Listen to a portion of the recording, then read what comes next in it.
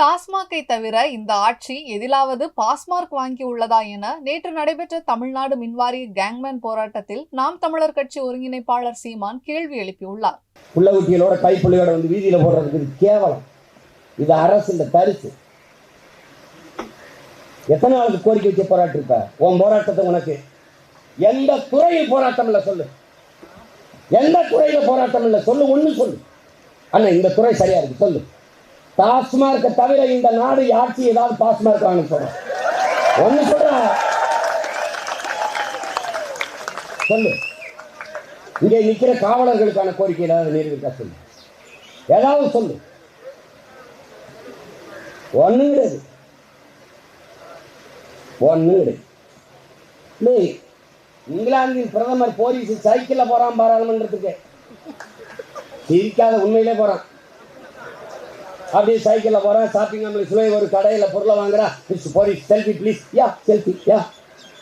Prime minister Britain England.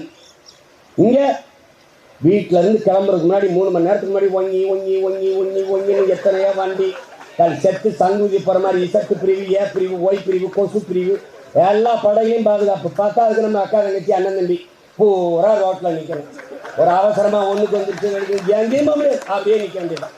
அதுல எனக்கு ஒரு கடிதம் வருது. சிரிக்காதங்க ஒரு சீரியஸை பாரு. 400 பேர் எனக்கு ஒரு கடிதம் வருது. என்னங்க பாதுகாப்பு பணியில் இருக்கிறாங்க.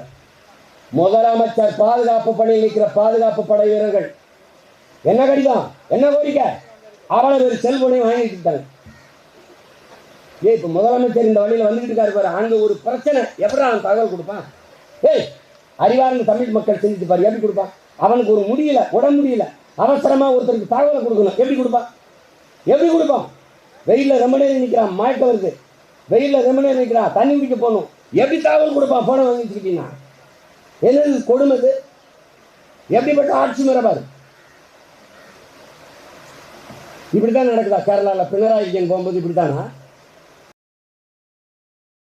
செய்திகளை உள்ளது உள்ளபடி தெரிந்து கொள்ள ரெஃப்ளெக்ட் நியூஸை சப்ஸ்கிரைப் பண்ணுங்க.